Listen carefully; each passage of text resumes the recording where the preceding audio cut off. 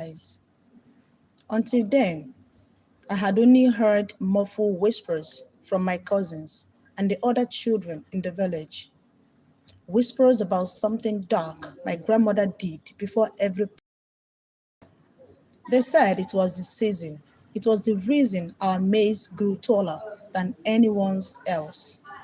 Why the yams in our barn never ran out, even in the hungriest of time. And why, despite dry harmattan, winds that crack our farm always seemed to flourish like it carried its own hidden rain. That moment, the sky was still gray when she shook me and shook me awake. Nnam, get up, follow me, she whispered. Her voice carried the weight of secrecy, the kind that makes your heart beat fast even before you know it. I rubbed my sleepy eyes, wondering why she chose me. This time, my cousins still slept, coiled up on raffle mats, their breath deep and steady. We walked barefoot across the dew-soaked grass, our feet leaving wet trails that glistened faintly in the dawn. She carried a small weaving basket, and though she hadn't told me what was inside, I could hear the restless clucking and scratching. A chicken. I should have known then. The farm laid beyond the thickest of cassava stems, a place that had always felt like a world of its own. Even in daylight, it seemed older than everything else, as though the soil there remembered more than human could. That the silence was thick, broken only by the occasional croak of frog in the distance. Grandma stopped at the edge of the field and set down the basket. She pulled out her small hoe, the one with the worn wooden handle that had belonged to my late grandfather. With firm strokes, she began to dig a hole about the size of my school lunch bowl, but deeper. Each thud of metal against soil echoed in my chest. I watched, confused. Mama, why are you digging? We haven't planted anything yet. She didn't answer right away.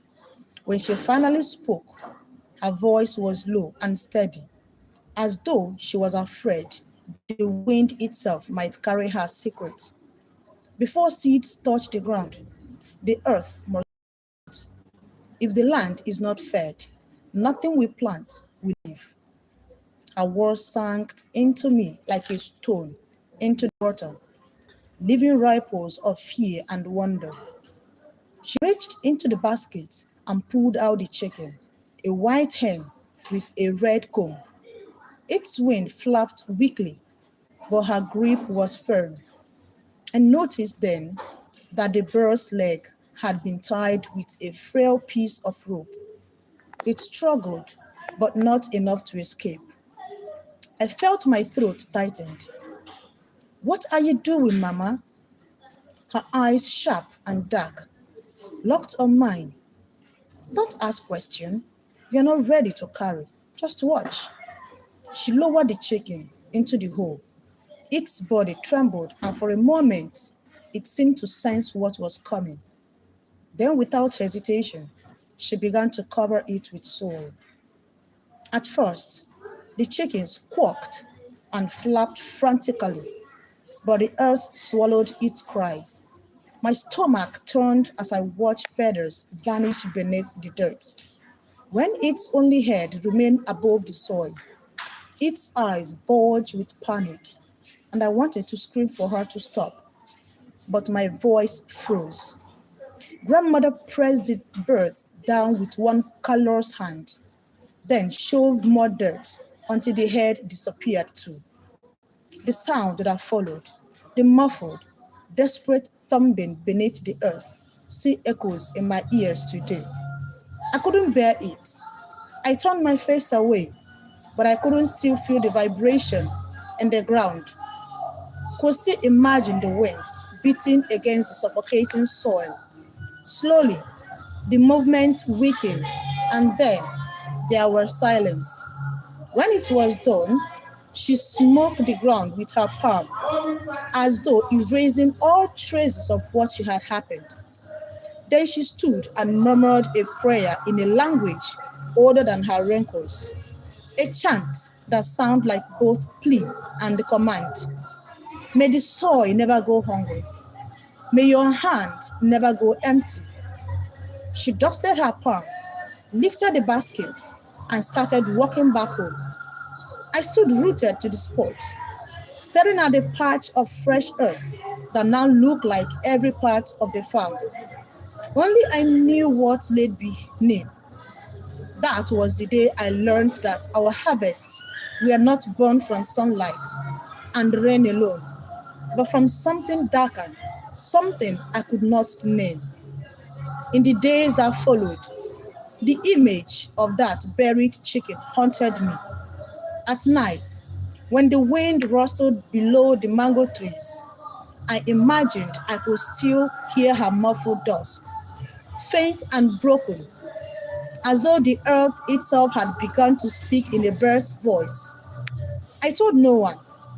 Children, I soon learned, carried secrets different than adults. While adults locked them away behind careful words and practiced silences, children wore them like invisible weights.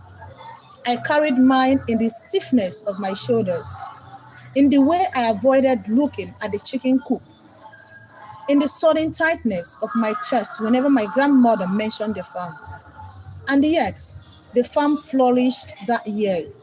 The yam tendrils climbed their stakes with wide energy. The maize stalks stretched taller than my head, and even the cassava roots seemed fatter, richer. Neighbors came to marvel, to ask what manure we used, what prayers we prayed. My grandmother only smiled and said, "The earth loves us because we respect it." Respect? That word she used. But in my young mind, respect and fear were tangled like vines, impossible to tell the path. By the time harvest came, our barn was overflowing. My cousin and I ran between heaps of maize and yam. Our laughter filled the air. No one in the village had as much food as we did. When hunger came scratching at their doors, my mother gave generously. People blessed her, calling her a woman of wisdom, a woman who knew the old ways. But every time someone praised her, I thought of that chicken gasping under the soil. I began to notice something I hadn't known before each year. Just before planting, she repeated the ritual, always at dawn, always with a single chicken. She never took anyone else along that first time, but I knew when she was going, she would wake earlier than usual, wrap her head with her faded scarf, and walk towards the farm with that same basket. By the time she returned, her eyes would carry that same sharp stiffness. Once, I tried to ask her a question. "Mama, why must I be alive? Why not a dead chicken or something else?" Her hands paused in the middle of peeling yam.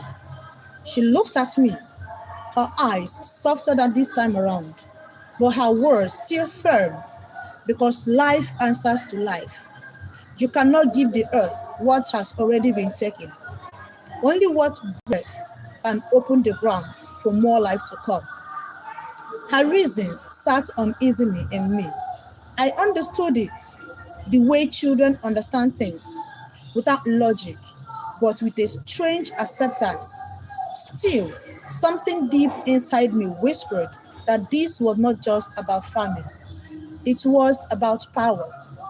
The older I grew, the more questions piled up inside me like unswept dust. Why a chicken? Why not a goat? Or a pig? Or nothing at all? What would happen if she skipped it just once? And most of all, what did it cost beyond feathers and flesh? But I never asked out aloud.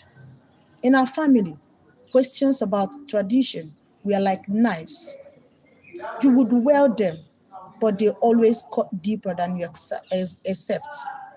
Instead, I carried them quietly, watching, waiting, and though the harvest remained abundant, I began to notice crack around the edges of our blessings, strange things that adults dismissed, but that I could not ignore. Like the time a chicken disappeared from the coop and reappeared days later near the farm, half buried in dirt, wings broken but still alive.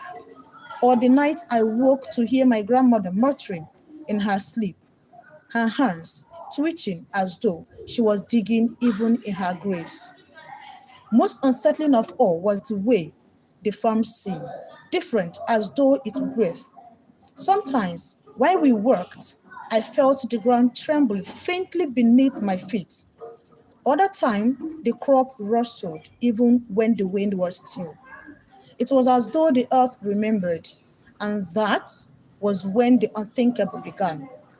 I was 13 when the first real crack appeared. It was planting season again, and I already knew what would happen. I didn't follow her anymore, but always knew.